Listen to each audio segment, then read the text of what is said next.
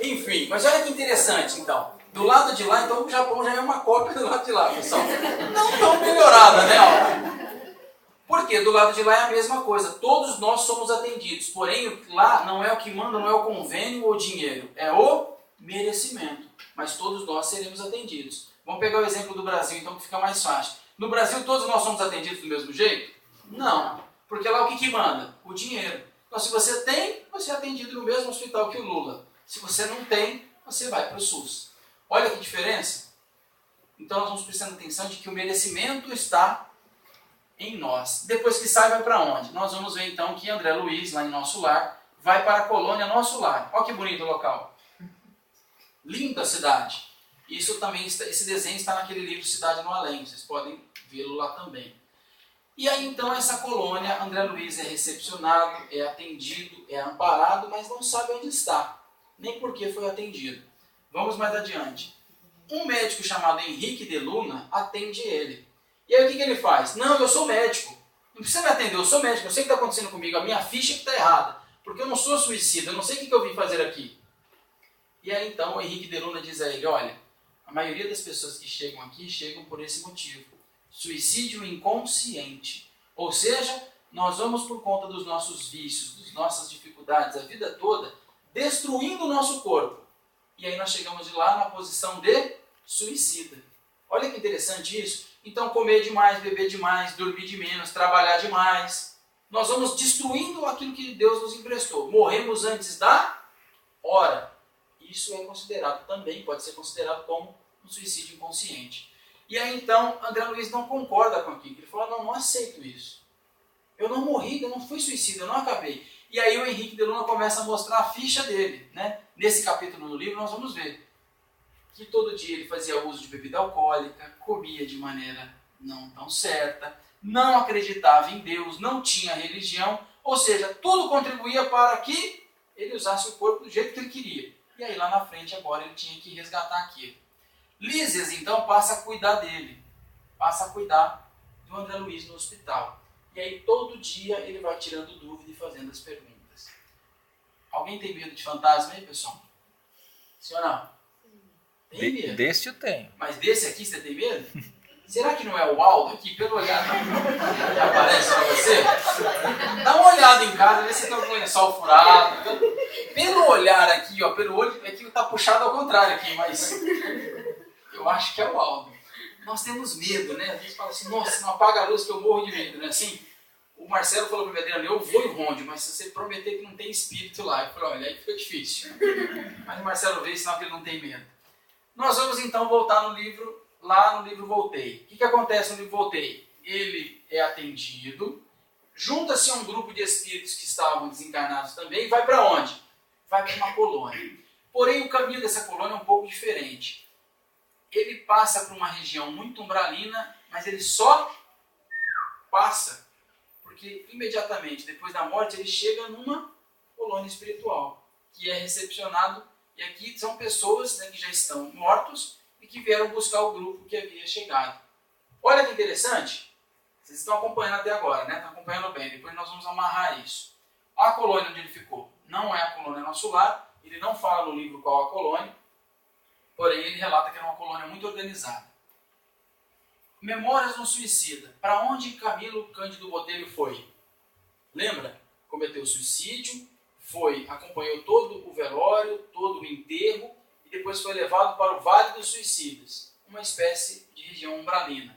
E aí, então, como se fosse um Shinkansen da época, ele percebe que algo está diferente. Desce umas pessoas vestidas de hindu, como se fossem guerreiros, como vocês estão vendo aqui, uma luz muito forte e uma voz de um alto-falante diz assim, Camilo, Belarmino, Jerônimo, João de Azevedo e Mário. E ele percebe que são os 4, junto com ele, que são da mesma caverna.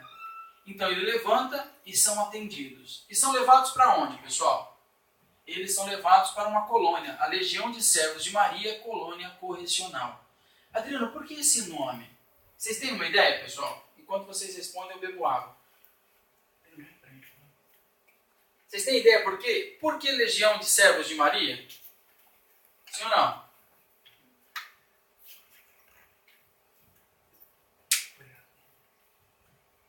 pessoal, a palestra está muito chata, eu deixo vocês comerem a costela e eu fico quieto. O que vocês acham? Eu pergunto, vocês não respondem. Vocês estão com medo do Aldo? O Aldo falou uma coisa para vocês entrar? Não responde quando ele perguntar. Você não fez isso não, né? Por que legião de servos de Maria? No livro Memórias do Suicida, relata de que somente um espírito com muito amor, com uma capacidade muito grande de amar, como a mãe de Jesus, era capaz de cuidar de uma região como essa. Tamanho a necessidade de amor que essas pessoas precisam. É para lá então que eles são levados e eles então adentram um quarto e começam a conversar. Só que vocês conhecem bem a conversa nossa aqui, né? Nós sempre queremos saber da dor do outro, né? Mas por que você está aqui no centro espírita? O que está acontecendo? E aí começa a espezinhar a vida do outro. Sendo que não adianta de nada, mas a nossa curiosidade é o quê? Aí a pessoa conta o problema e pede ajuda. O que você faz? Ixi, posso te ajudar não. Ixi, eu tenho muito zangueô essa semana, não vai dar para te atender. Quer dizer, para quem perguntou então? E aí o Kardec tem uma frase interessante, em Obras Póstumas, que ele diz assim: um bom espírita ajuda sem questionar. Então você não precisa ficar perguntando o problema do outro. Ajuda e pronto, acabou. Só que eles começam um a conversar com o outro e aí ele descobre que ele havia dado um tiro na cabeça porque tinha ficado cego. O Belarmino tinha cortado os pulsos porque tinha ficado doente, descobriu a tuberculose. O Jerônimo tinha dado um tiro na cabeça porque era empresário com muito dinheiro e ficou pobre. O João de Azevedo tomou veneno, mas no livro não relata o motivo porque ele tomou veneno. E o Mário tinha se enforcado por remorso de ter enforcado, matado por asfixia a amante. Então ele mata a amante por asfixia e depois ele sente tanto remorso que ele comete suicídio por enforcamento. Lembra na imagem lá que nós vimos os pulsos cortados, a coisa era em relação aos 5 que estavam ali. Quando eles começam a conversar e a falar dos problemas um do outro, o que acontece? Para onde eles vão? Voltam, eles estão dentro da colônia. Eles voltam para o caixão. Sente de novo o tiro, o corte nos pulsos, o enforcamento. Os 5 começam a sentir o mesmo sintoma, cada um com o seu, ou seja, aquilo que tinha cometido. E aí então, o que acontece? Eles colocam uma espécie de guarda dentro do quarto, nós vamos ver aqui a imagem de Maria, um quarto dentro do hospital, dentro da região ainda dos Vales Suicida, e aí eles ganham uma sopa, um caldo reconfortante para comer. E o que esse segurança está fazendo aqui, Adriano? Na verdade, ele é colocado no quarto do hospital para ajudar a controlar o quê, pessoal? O pensamento. Por que nós colocamos aqui no Centro Espírita em Ronde uma musiquinha? Por que se canta antes? Por que se faz oração? Para quê, pessoal? Para mudar o nosso pensamento. Às vezes nós estamos aqui dentro, mas nossa cabeça está onde? Lá fora. Na fábrica, na escola, em casa, no Brasil. Olha que interessante a força do nosso pensamento, né? Nós temos a capacidade de alterar as funções moleculares do nosso corpo. Assim o Emmanuel diz no livro Pensamento e Vida, num título chamado O Corpo. Vocês acreditam nisso, pessoal? Sim ou não? Se eu falar para vocês agora não pense no cavalo rosa. Para de pensar no cavalo rosa. Vocês conseguem?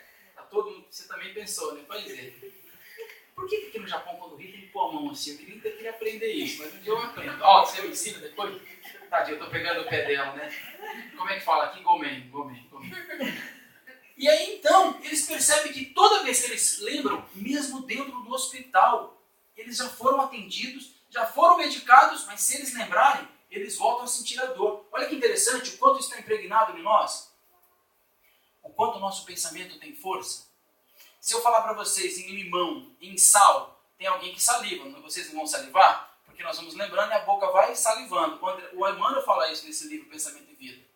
Nós alteramos a função molecular. Então por que nós não mudamos nosso pensamento para ficar bem? Só que nós vamos ficando com raiva, ficando nervosos, nós vamos piorando a situação. Eles então são atendidos ali, o rapaz fica aqui para que controle os pensamentos, para que eles não fiquem ali pensando coisas que não devem, e eles então voltam para dentro do hospital e começam a se sentir melhor. Tem que trabalhar no plano espiritual, pessoal? Meu Deus, zangueou do lado de lá também, isso aqui hoje. Já pensou, será que tem Kotai e Nikotai, né? Pois é, tem que trabalhar também. Eu não sei se é do jeito que é aqui, mas tem que trabalhar. Vamos ver os trabalhos que tem lá? Serviço dos Ministérios. Isso está no livro Nosso Lar. No Ministério da Regeneração, recepção dos recém-chegados, preparação de trabalhadores e fabricação de concentrados, tecidos e artefatos e câmeras de retificação. No Ministério de Auxílio, a mesma coisa. Então, são os 2 ministérios que mais estão próximos da Terra. onde recepciona os espíritos que são ali chegados. Ministério da Comunicação, Serviço de Vigilância, Auxílio Magnético, Centro de Mensageiros e Instituição do Homem Novo. No Ministério do Esclarecimento, Serviço de Pesquisa e Arquivo, Serviço de Investigação, Planejamento de Reencarnações. Adriano, mas dá para planejar a nossa reencarnação? O que vocês acham? Dá ou não? Dá, né? Então, para quem tem dúvida, mas eu juro que eu pedi para vir desse jeito, pediu. Pois é. A moça ali já tá vendo? Pois é. Ai, mas eu não queria ter esse cabelo encaracolado. Mas foi você que pediu isso. É nosso. Tem uma coisa interessante que nós vamos ver no final, que é uma dica. Quem tiver papel e caneta, o Otto pode emprestar a Terumi também, quem não trouxe. Nós vamos anotar uma dica, eu estou falando sério, é verdade, não é brincadeira agora, sobre rejuvenescimento. Então, as mulheres que estão presentes aqui hoje, pode anotar que a dona Sayuri vai gostar. De como ficar jovem imediatamente. Mas isso é só para o fim da palestra. Então, para quem está nos assistindo em casa, assistindo no YouTube, aguarde que daqui a pouquinho, é sério, não dou risada que é verdade. Eu vou ensinar como rejuvenescer. Na verdade, não sou eu. São 2 livros que vocês vão gostar. E olha que interessante, no Ministério da Elevação, onde todos vocês aqui vão, quando desencarnar, de Rôndio, Campo da Música, no Ministério da União Divina, Parque das Águas e contatos com esferas superiores.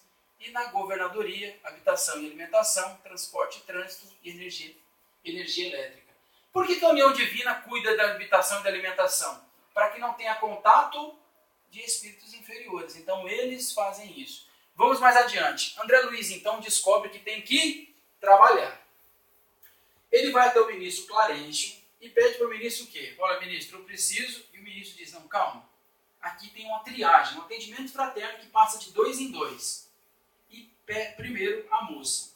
E ela começa então a reclamar do quê? Ela havia morrido, tinha deixado os filhos aqui na terra. Os filhos ficaram vivos. E ela quer cuidar dos filhos, mas ela não trabalhava do lado de lá.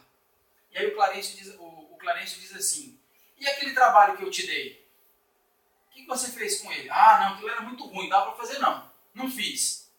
E aquele outro? E o André Luiz começa a perceber que ele não tinha feito nada, mas queria pedir as coisas.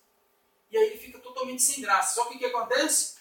Termina a triagem da mulher, o Clarencio vira para ele e diz assim, e você, meu irmão, o que você quer?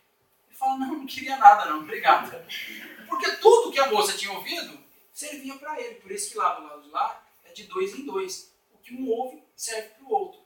E aí então o André Luiz começa a sua transformação, porque ele diz assim, eu quero um trabalho. Qualquer que seja. O trabalho que o senhor me der eu vou fazer, eu preciso de um trabalho.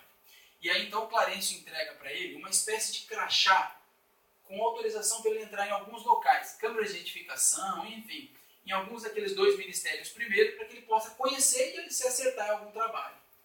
Vamos mais adiante então. Quanto que eu vou ganhar, pessoal? Essa pergunta vocês já fizeram, não fizeram? Tem um jovem lá atrás de cabelo arrepiado de óculos, qual que é o seu nome? Me deixa. Quando eu coloquei do trabalho, ele pensou, quanto que eu vou ganhar? 1.000 ienes, 2.000, né? Foi assim, deixa. Eu captei daqui. Quanto que nós vamos ganhar, pessoal? Sim ou não? Vocês acham que vão ganhar muito ou pouco? Vamos fazer uma conta rápida aqui? Aldo, preciso da sua ajuda agora que eu não sei fazer conta. Um bônus horas está no livro Nosso Lar. Todos que trabalham na colônia, cada hora de trabalho representa 1 bônus horas. Todos, independente do trabalho que fizer. Quem trabalha com educação recebe 2 bônus horas. Então, para as meninas, para os meninos que trabalham na evangelização aqui no centro, trabalhem mais, porque quanto mais vocês trabalharem, mais vocês vão ganhar do lado de lá. Isso é verdade, está no livro Nosso Lar. 3 bônus horas. Agora interessou, né? Deixa. 3 é melhor, né? A pessoa trabalha 1 e ganha 3, aí dá jogo, né? Aí é sugoi, não é assim que vocês falam aqui? Mas quem aqui ganha 3 bônus horas? Aqueles que vão em colônias inferiores, em regiões umbralinas, ajudar no resgate de espíritos inferiores, de espíritos sofredores. Para nós trabalharmos com os romilés, já não dá um trabalho danado? Sai de casa, vou lá atender aquele povo fedido, ai, não quero. Tá chovendo, vai estragar a minha chapinha. Não é assim? Pois é. 3 bônus horas. Então começa a cuidar. Quem quer trabalhar e ganhar mais? Hein, Marcelo? Agora complicou, né, Marcelo? Dá jogo? E aí então ele vai perceber que para cada trabalho existe uma recompensa. Ou seja, ele vai ganhar, porém ele tem que trabalhar. Diferente no Brasil, né? Eu vou pegar o exemplo do Brasil, que toda vez que eu cito o Japão eu me dou mal. No Brasil o cara não trabalha e ele ganha, né? Famoso Bolsas, mas eu não posso falar que você vai pro YouTube, depois eu preciso você ter preso lá, né? Mas o pessoal já entendeu o que é. E onde eu vou morar, pessoal? Onde eu vou morar do lado de lá? Eu morri, não conheço ninguém, não encontrei com ninguém, eu vou para onde? E aí? André Luiz, na colônia Nosso Lar, ele percebe que todos nós teremos uma habitação, independente de quem fomos. Todos nós seremos atendidos. Por quê? Porque todos nós do lado de lá teremos alguém que vai cuidar de nós, independente se seja parente ou não. Se tivermos merecimento e o nosso parente já desencarnado tiver uma condição melhor, espiritualmente falando, nós podemos morar com ele. Mas se ele não tiver condições, nós não vamos ficar desamparados, nós seremos atendidos também. E aí, enquanto não há bônus para comprar uma habitação, eu não consigo comprar, o que eu faço? André Luiz foi morar com Dona Laura, mãe de Lísias. O Lísias disse, olha, vem morar comigo. Você não tem onde morar, vem morar com a gente. E ele então é recebido e atendido na casa de Lísias. Tem que comprar casa, pessoal? Porque aí eu posso morar de favor a vida toda, né? Um exemplo disso é o Adriano aqui no Japão. Veio para onde uma vez, veio duas, se o Aldo não tocar, não sai nunca mais daqui. Mas tem que comprar, pessoal? Precisa ou não precisa? O que vocês acham? Precisa comprar ou não precisa? Não precisa? Vai morar a vida inteira de favor? Pode morar, dependendo do local, porém, olha que interessante. Vamos fazer uma conta aqui. Quanto custa uma casa aqui no Japão? E deixa, me ajuda nessa.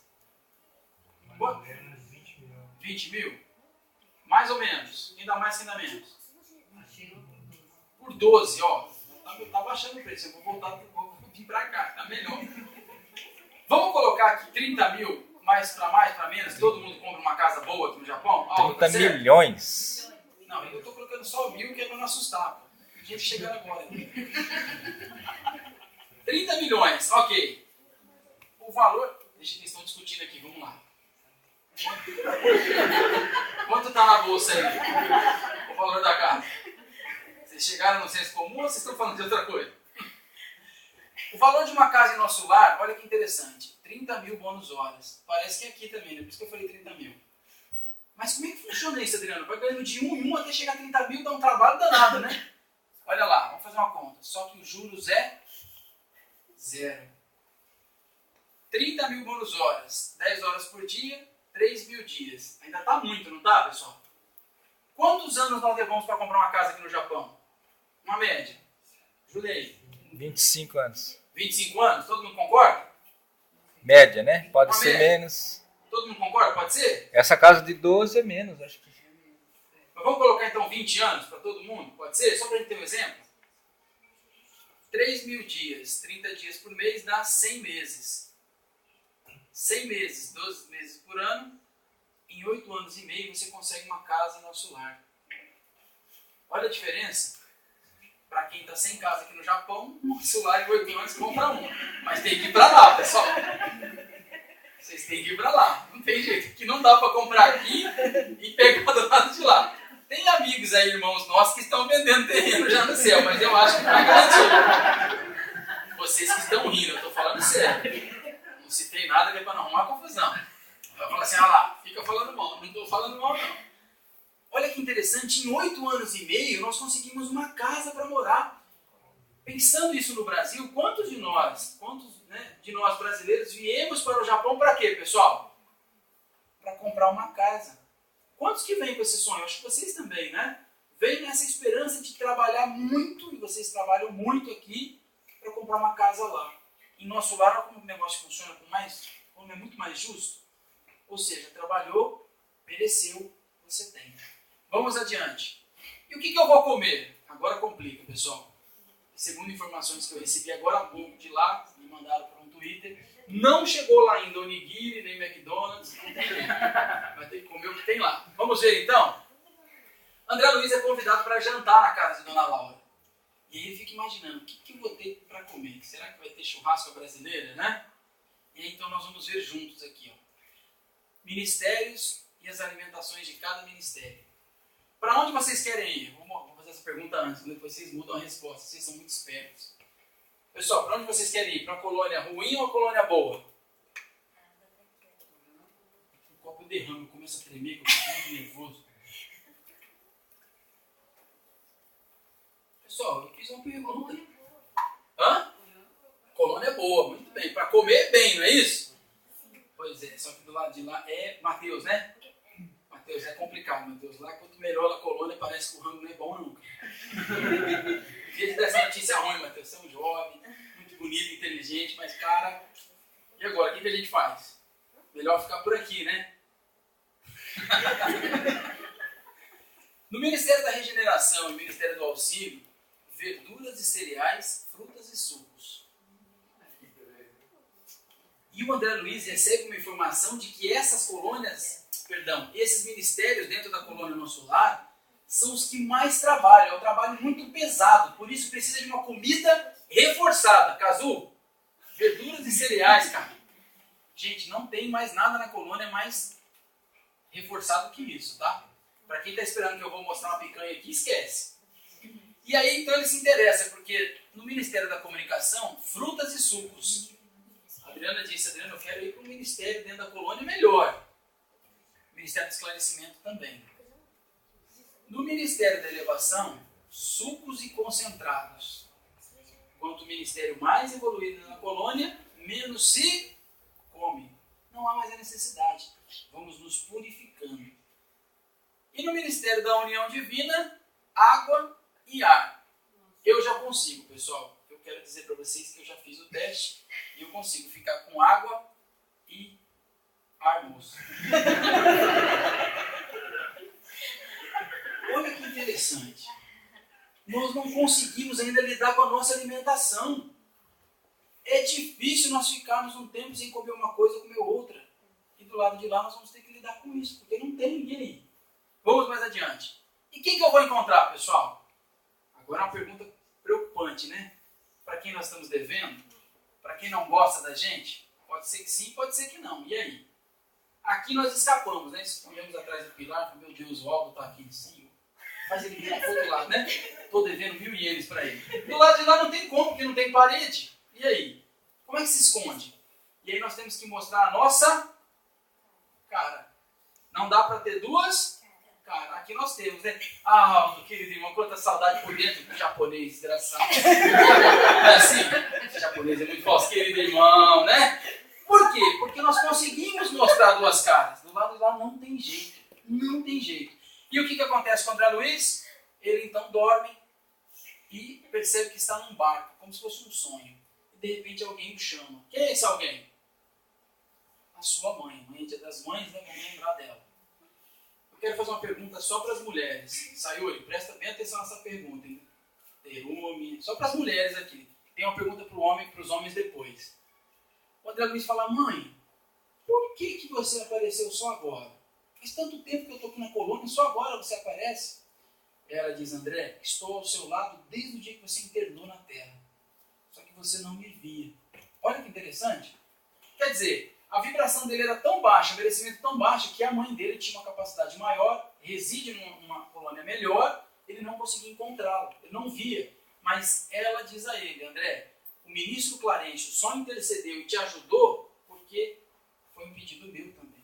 Olha a capacidade da mãe dele, ou seja, uma capacidade muito maior. Ele não poderia ir onde ela estava, mas ela conseguia vir onde ele estava.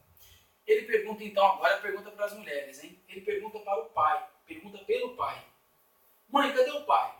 E ela diz, olha, por conta da vida desregrada que ele tinha, ele se encontra em regiões ainda inferiores, envolvido em 3 das suas amantes.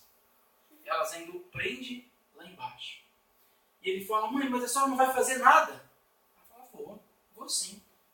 Vem a pergunta para as mulheres agora. O que vocês fariam, pessoal? Se fosse do caso dela. Melhor voltar para a palestra, porque a Adriana pensou que até vergonha de pensar. Meu Deus, Adriana, não pensa isso não. E ela diz assim, estou me preparando para reencarnar, vou casar com o seu pai novamente e nós teremos as 3 amantes como filhas. Pergunta de novo ou não? Melhor não, né? Olha que interessante, olha o desapego, o amor dessa mulher. Ou seja, por isso que tem filho que apanha sem saber por quê, né? Foi amante, né? Quem é isso aqui hoje? Foi amante do passado? Cala a boca, mas mano, fiz ela, cala a boca, moleque. É uma raiva que ninguém sabe de onde vem, né? E tome tudo que eu fiz. Vamos adiante. E aí, então, ele encontra com Silveira. Quem era Silveira? Silveira tinha uma dívida com o pai de André Luiz. E o pai de André Luiz, enquanto não cobra centavo por centavo da dívida, não sossega. E o André Luiz também ajuda o pai a fazer essa cobrança. Silveira fica pobre, perde tudo, vai para a rua e desencarna. E o André Luiz encontra com ele na colônia.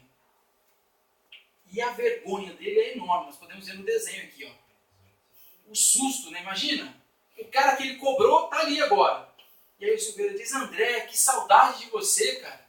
Ele sai correndo, procura Narcisa. E ele diz, Narcisa, eu encontrei com Silveira. E ela diz, tudo bem, André, volte lá e fala com ele. Silveira é um grande trabalhador da colônia. E pode ser que você demore muito tempo para vê-lo. Ele volta, então, sem graça e tenta pedir desculpa para Silveira. Dizendo que ele não tinha feito aquilo, tal, enfim, né, aqueles papos furados que nós temos também, não é assim? E o Silveira diz a ele, André, muitas das vezes, os nossos inimigos, ou aquele que nós temos como inimigos, são as pessoas que nos colocam no caminho, nos mostram o caminho. Porque os nossos amigos apontam os nossos defeitos, pessoal. Por exemplo, eu vim com o Cazu de toque até aqui, ele não falou que meu cabelo estava feio, eu estou com vergonha porque eu descobri que está feio, mas o Cazu é amigo. Mas se o Cazu fosse inimigo, a primeira coisa que ele ia fazer era o quê? Rapaz, esse cabelo está horrível. O inimigo mostra onde nós temos que melhorar. Mas nós queremos distância. O que Jesus nos coloca lá? O que ele coloca no Evangelho para nós? Amar quem nos ama é fácil. Não é fácil? Ah, eu amo meu irmão, claro, é teu irmão. Eu quero ver você amar o obedece. Aí, o que Jesus fala? Isso até os hebreus fazem. Né? Até os saduceus fazem. É a nossa dificuldade em amar aquele que nós não gostamos tanto.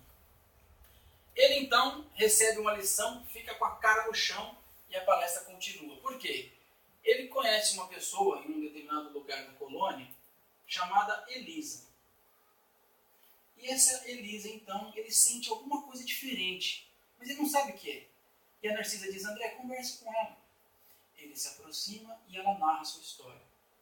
Ela diz, André, perdão, ela não sabe o nome dele, né? Ela começa a contar e diz, olha, eu trabalhava como empregada numa casa de um casal no Rio de Janeiro, e esse casal tinha um filho, que era estudante de medicina. Por conta da nossa liberdade, nós tivemos um caso, ficamos, começamos a namorar, mas a família não aceitava uma empregada namorar com um aluno, um estudante de medicina. Me mandou embora, me mandou para a rua.